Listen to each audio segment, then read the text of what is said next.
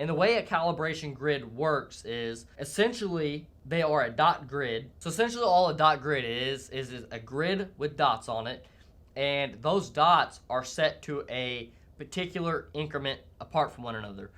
So you may have a dot grid that is 10 millimeters between dots, or 20 millimeters between dots, 30 millimeters between dots, and then you're going to have the hundreds of dots. And generally somewhere in the corner of that panel or something like that, it's going to tell you how far apart the dots are spaced. And essentially what you do in a 2D vision application where you're locating something on a flat plane is you're going to set that grid as close to that workpiece as possible, so that way your dot grid is calibrated on the same plane that your workpiece is. Now, it doesn't necessarily have to be right on it. It could technically be some inches above it and could be even quite a bit off. But what's going to happen is whenever you train in all those parts, you have to make sure you recalibrate the vision next time. It needs to be recalibrated in the exact same place. Because if you calibrate it up here and then you calibrate it down there, it's going to probably not even locate your parts, because what's going to happen is you're, say for instance, your